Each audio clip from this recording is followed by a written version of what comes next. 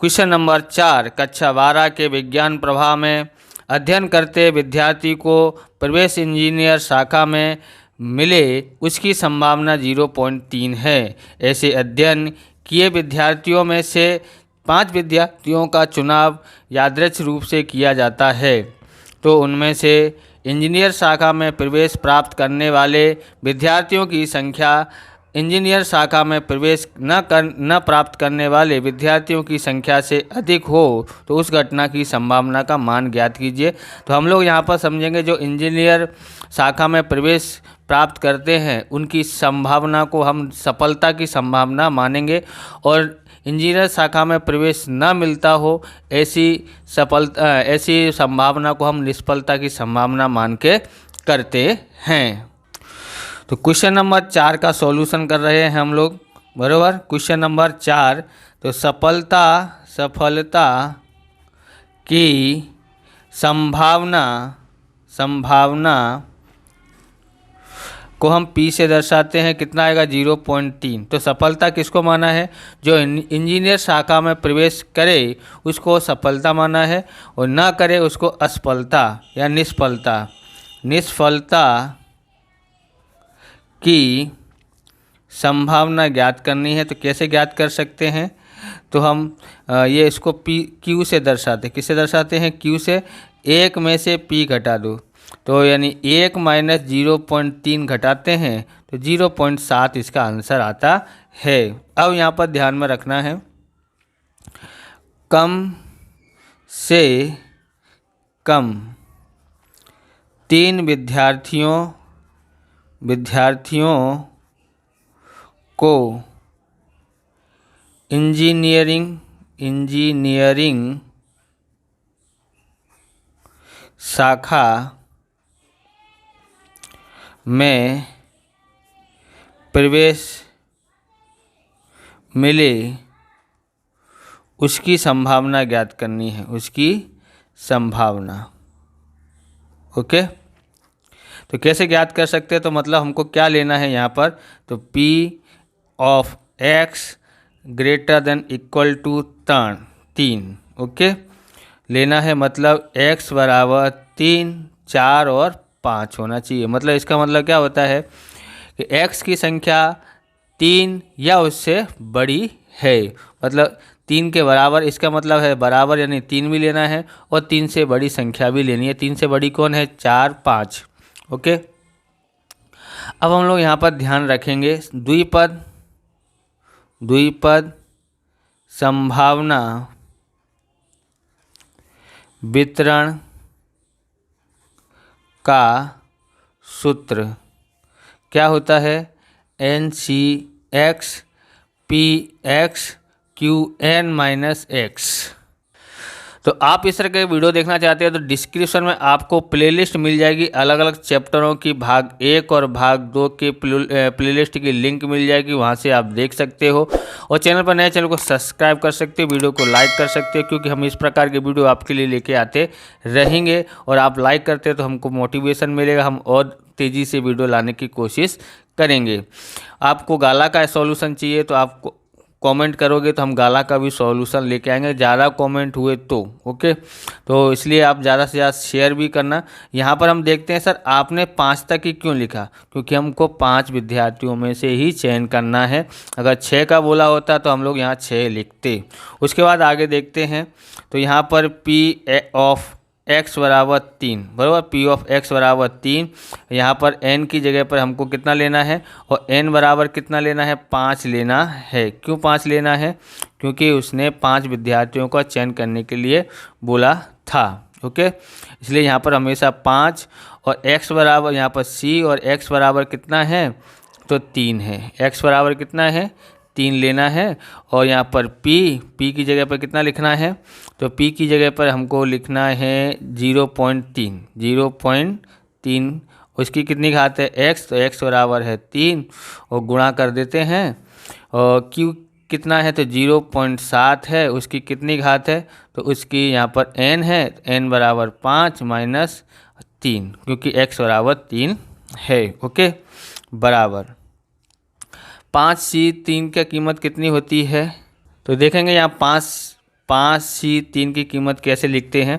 देखो यहाँ पर 3 लिखा है तो इसको 5 ये लिखा है तो 5 गुणा 4 गुणा 3, मतलब ये है 3 लिखा हो तो 3 संख्या उतरते क्रम में लिखनी है, 1 संख्या 2 संख्या 3, ये 3 लिखा है ये मतलब नहीं है, बरोबर। और नीचे हमको क्या करना है, ये 3 लिखा है तो 3 को भी उतरते क्रम में 3 संख्या होनी चाहिए। 3 से 3 कट गया, 2 दूनी 4 और 5 दूनी 10 इसका कीमत आता है। तो यहाँ पर हमारे पास कितना आया है, 10 आया है, गुणा 3 का घन करते हैं तो 0.027 आता है। यहाँ पर देखोगे तो 0.7 की कितनी घात बचती है, 2 बचती है। यहाँ 10 गुणा 0.027 गुणा 7 का वर्ग करते हैं तो 49, 0.49 का कीमत आती है। इन सब का गुणा कैलकुलेटर पर करते हैं फिर बताते हैं। तो हमने कैलकुलेटर पर इन सब का गुणा किया है तो कितना आया है, तो इसका गुणा आया है 0.1323 आया है। अब हम लोग क्या, तो अब हम यहाँ पर करेंगे P ऑफ x बराबर 4 की बराबर क्या लिखना है, 5C4 है। तो मैं यहाँ पर सूत्र लिख देता हूँ जिससे आपको खबर पड़े फिर से, NCx Px Qn minus x. Okay, तो यहाँ पर 5 n की जगह पर 5 और c की जगह पर x यहाँ पर लिखा है Cx, यानी x की जगह पर 4 गुणा p बराबर कितना था, 0.3 था, और यहाँ पर x घात है यानी x कितना है, तो यहाँ पर 4 है। ओके, गुणा q बराबर कितना था, 0.7, n बराबर 5 है, यहाँ n लिखा है तो n बराबर 5 और x बराबर कितना है, 4 बराबर। ओके, 5C4 कितना होता है, तो यहाँ पर हम लोग करते हैं कितना होता है देखें, तो यहाँ पर हम लोग लिखते हैं 5C4। ओके, यहाँ सॉल्यूशन किया है लेकिन आपको फिर से समझाता हूँ। 5 गुणा 4 गुणा 3 गुणा 2 बराबर 4 गुणा 3 गुणा 2 गुणा 1। तो यहाँ पर सर ऐसे कैसे लिखा है, तो आप यहाँ पर समझना है, ये कितना लिखा है 4, यानी और ये लिखा है 5, तो 5 से शुरुआत करनी है, 4 संख्या लिखनी है उतरते क्रम में, बराबर जहाँ तक आए। तो ये हो गई 4 संख्या उतरते क्रम में लिख दी, और ये 4 लिखा है तो इसको भी उतरते क्रम में 4 बार लिखना है। ओके, अब लिख दिया है तो 4 से 4, 3 से 3, 2 से 2 कट गया, 5 ए बट्टे में 1 मतलब 5 आता है। ओके, कितना आया है, 5 कीमत आई है। ओके, और यहाँ पर 0.3 की 4 घात होती है तो 0. कितना आता है, 0.081 आता है। ओके, 5 में से 4 गया तो 1 बचा, 0.7 की 1 घात मतलब 0.7 आता है। हम सबका गुणा कर लेते हैं, तो गुणा करके मैं देखता हूँ, तो इसका गुणा करने के बाद हमारे पास आया 0.02835 आया है। अब हम लोग यहाँ पर क्या लेते हैं, P ऑफ x बराबर 5, P ऑफ x बराबर कितना लेना है, 5 लेना है, बराबर। हम यहाँ पर सूत्र लिखते हैं, n की जगह पर 5 है और c और x की जगह पर कितना लेना है, 5 गुणा p की जगह पर 0.3 और x की जगह पर 5 गुणा q की जगह पर 0.7 की n घात है, मतलब कितना लेना है, तो यहाँ पर कितनी घात लेनी, n घात है मतलब 5 लेना है, और x बराबर भी 5 लेना है। ओके, अब यहाँ पर 5C5 का मतलब है, अभी आपको बताया ऐसे ही करना है, तो इसकी कीमत आती है 1। 0.3 की 5 घात होती है तो 0.00243 आता है। यहाँ पर 0 हो जाएगा तो इसका 0.7 की 0 घात हो जाती है, उसका मतलब कितना होता है, 1 का गुणा करेंगे इसमें तो उतना ही आता है, 0.00243 इसका आंसर आता है। तो आगे हमको क्या करना है, तो हमको यहाँ पर लिखना है P ऑफ x greater than equal to 3 बराबर ज्ञात करना है। तो कैसे ज्ञात कर सकते हैं,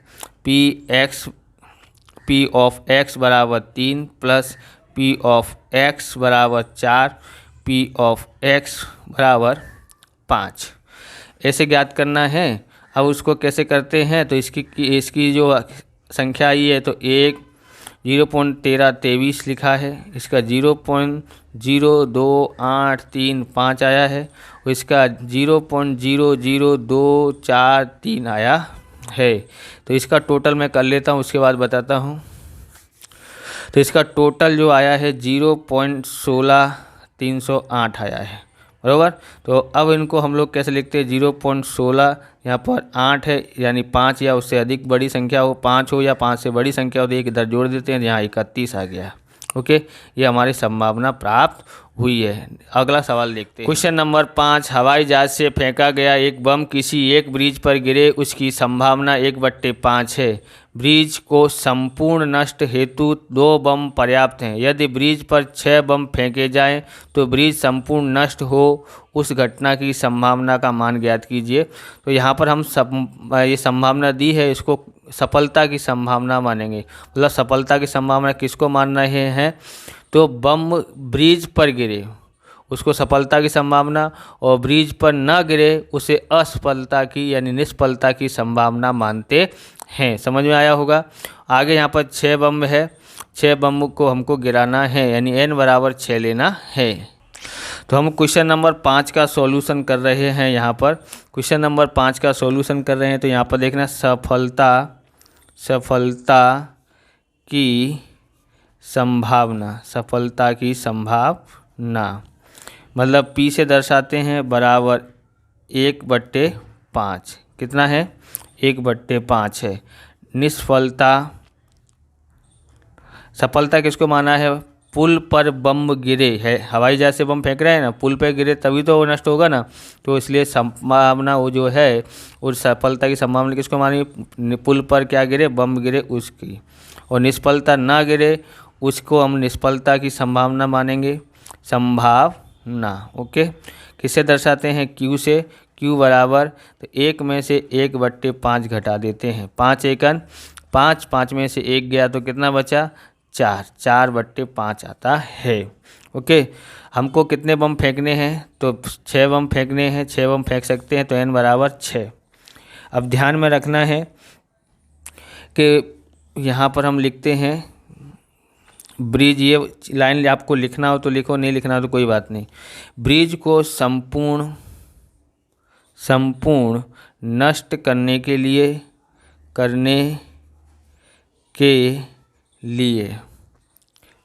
2 बम पर्याप्त हैं बराबर।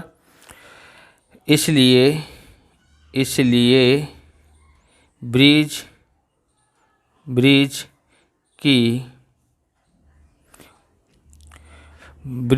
टूटे उसकी संभावना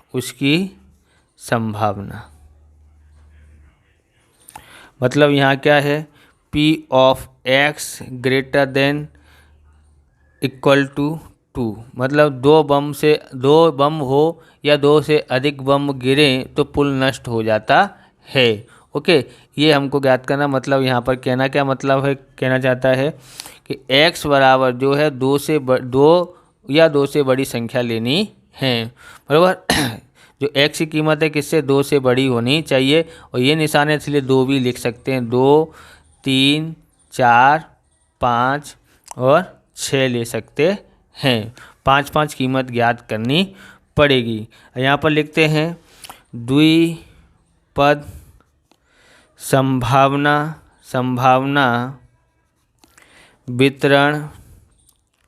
वितरण का सूत्र क्या होता है? Px बराबर NCxPx और Qn-x बराबर।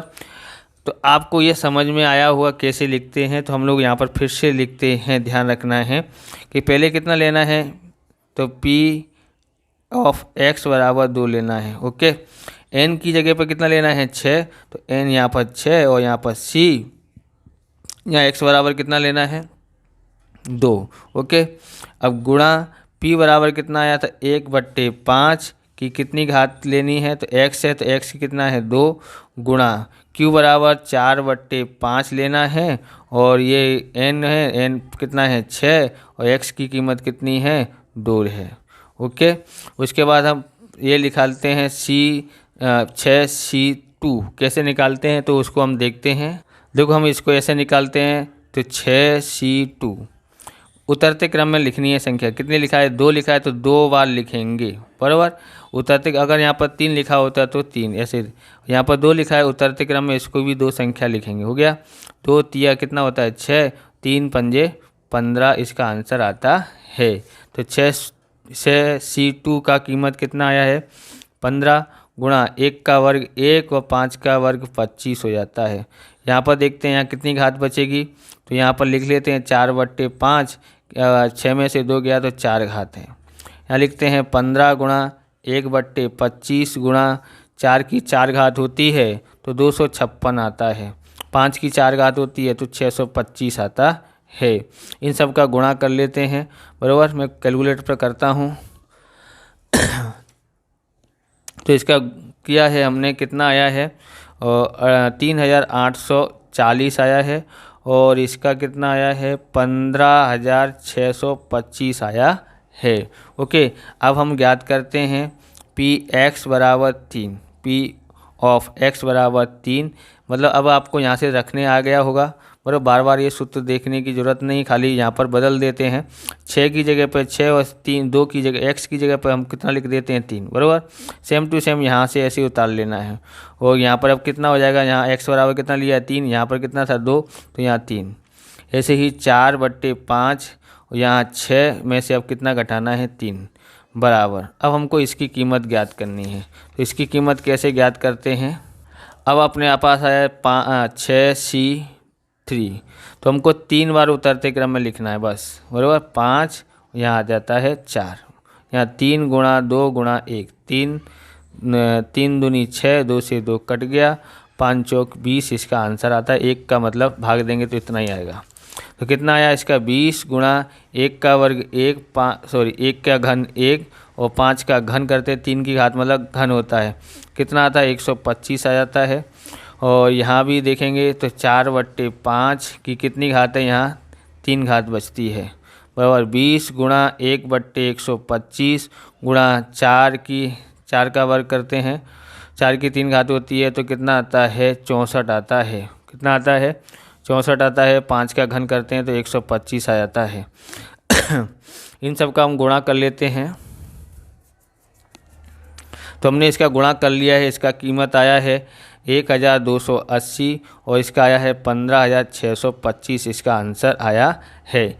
आगे हम ज्ञात करते हैं, तो फिर से हम सूत्र लिख लेते हैं जिससे आपको खबर पड़े। NCX PX QN-X है। अब यहाँ पर ले रहे हैं P ऑफ X बराबर 4 लेना है, बराबर। अब हम लोग को N की जगह पर 6, C की जगह पर C और यहाँ X की जगह पर 4, P की जगह पर 1/5 की 4 घात, और यहाँ पर x की जगह पर हम लोग कितना लेते हैं, q की जगह पर 4/5, और यहाँ n है, n बराबर 6 है, 6 में x बराबर 4 है तो x में 6 में से 4 घटा देते हैं। अब ध्यान से समझना है यहाँ पर क्या आता है, तो यहाँ पर लिखा है 6C4, तो इसको ज्ञात करते हैं 6C4, तो 6 गुणा 5 गुणा 4 गुणा 3, क्योंकि 4 लिखा है इसलिए 4 संख्याएं लिखनी है, बट्टे में इसको 4 गुणा 3 गुणा 2 गुणा 1, 4 से 4 कट गया, 3 से 3 कट गया, 2 तिया 6, 5 तिया 15 आता है। कितना आता है 5 तिया 15 गुणा कितना होगा, यहाँ पर 1 का घन होता है, 1 की 4 घात होती है तो मतलब 4 आता है, 1 आता है, 5 की 4 घात होगी तो 625 आ जाता है। यहाँ पर देखते हैं तो 4 में से 2 घटा 4, 6 में से 2 4 घटाते हैं तो 2 आता है, 6 में से 4 घटाएंगे तो 2, यानी कि 2 घात है। 4 की 2 घात का मतलब होता है कितना होगा 16 होता है, 5 की 2 घात का मतलब 25 होता है। इनका हम गुणा कर लेते हैं फिर बताते हैं। इसका गुणा करने के बाद हमको आया है कितना आया है 240, बराबर, और नीचे आया है 15625 आया है। अब हम ज्ञात करते हैं x बराबर 5, x बराबर 5 ज्ञात करते हैं।